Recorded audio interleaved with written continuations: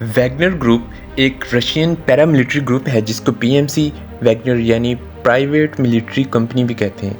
ये एक state funded company है जो अपने ऑपरेशंस के लिए मर्सनीज को हायर करते हैं।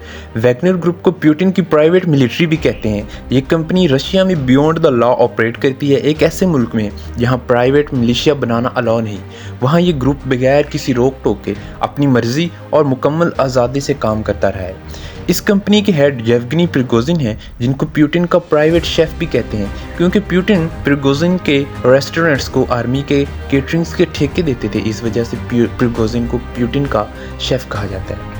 रशियन गवर्नमेंट अपने फॉरेन ऑपरेशंस को खुफिया रखने के लिए वैगनर ग्रुप को प्रॉक्सी के तौर पर इस्तेमाल करती है। वैगनर ग्रुप को रशियन आर्मी के इंफ्रास्ट्रक्चर को खुफिया तौर पर इस्तेमाल करता है और रशियन स्टेट ही इस ग्रुप को फंड करती है खुफिया तौर पर 2023 तक, जब तक वैगनर ग्रुप ने बगावत की और इसके बाद इसके सदर पुतिन के साथ लिंक जाहिर नहीं हो गया। वैगनर ग्रुप की बुनियाद रशियन मिलिट्री कमांडर डिमिट्री उत्कीन ने रखी, जो कि चीचन वार के एक तजर्बाकार फौजी अफसर थे। इसके बाद ग्रुप की सरबराही प्रिगोजिन को दे दी गई। ये ग्रुप अपने जंगजुओं को खुफिया तौर पर रिक्रूट करता और उनकी आइडेंटिटी मुकम्मल तौर पर खुफिया रखी जाती। 2014 में इस ग्रुप को चीचनिया वार में और यूक्रेन के इलाके डॉनबास में लॉन्च किया गया, जहाँ पर इसे काफ़ी कामयाबी मिली और डॉनबास वार में इस ग्रुप ने काफ़ी अहम किरदार अदा किया। 2014 में इस ग्रुप के मेंबर्स की तादाद तकरीबन 1000 थी, जो कि दिसंबर 2016 तक 5000 हो गई और 2022 में इसकी तादाद तकरीबन 50,000 के करीब थी।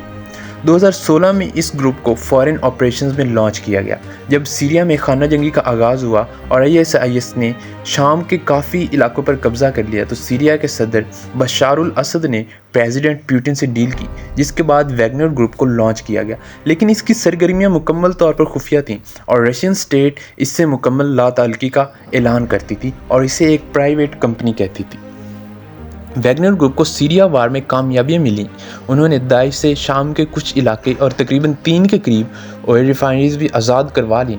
इस वक्त तक इस ग्रुप की कोई नहीं पहचानता था। इसकी शनाख्त मुकम्मल तौर पर खुफिया थी, लेकिन मसला तब पेश आया जब वैगनर ग्रुप ने अमेरिका के कंट्रोल में एक सीरियन ऑयल रिफाइनरी पर हमला किया। तब अमेरिकन इन्हें पहचान ना सके, लेकिन उन्होंने रशियन इंटेलिजेंस से कॉन्टैक्ट किया कि ये लोग आपकी तरफ से मालूम होते हैं। रशियन ने इसका कोई ख़ास जवाब ना दिया। तब अमेरिकन फोर्सेस ने एयर स्ट्राइक करके इस ग्रुप का बुरकस निकाल दिया और कोई इक्का दुक्का लोग ही जान बचाकर भागने में कामयाब हुए। ये पहला मौका था जब वैगनर ग्रुप दुनिया के सामने आया।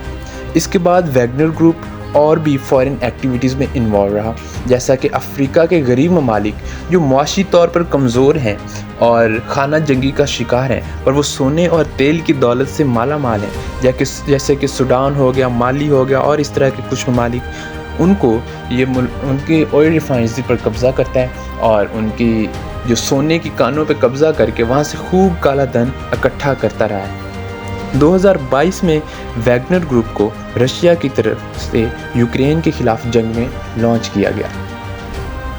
वैगनर ग्रुप इससे पहले छोटी छोटी लड़ाइयाँ तो लड़ता रहा और इसे कामयाबियाँ भी मिलती रहीं, लेकिन इतनी बड़ी जंग का इसके पास ना तो तजर्बा था और ना ही सलाहियत।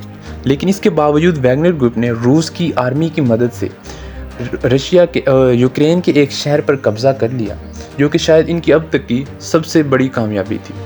इस कामयाबी के बाद वैगनर ग्रुप के सरबराह येवगनी प्रिगोजिन इसका मुकम्मल क्रेडिट ले रहे थे और अपने बयानात में अक्सर कहते थे कि उन्होंने ये कामयाबी अकेले बगैर किसी की मदद के हासिल की है। अब प्रिगोजिन इस शहर का कंट्रोल जल्द से जल्द रशियन आर्मी को देकर वहाँ से निकलना चाहते थे, क्योंकि वो यूक्रेनियन आर्मी का अकेले मुकाबला नहीं कर सकते थे। लेकिन Russian ministry of defence control लेने के लिए कोई फ़ौज नहीं भेज रही थी, जिस वजह से प्रिगोजिन उनके डिफेंस मिनिस्टर के ख़िलाफ़ सख्त बयानात दे रहे थे। इसके अलावा Russian ministry of defence Wagner group को रशियन आर्मी का रेगुलर हिस्सा बनाना चाहती थी।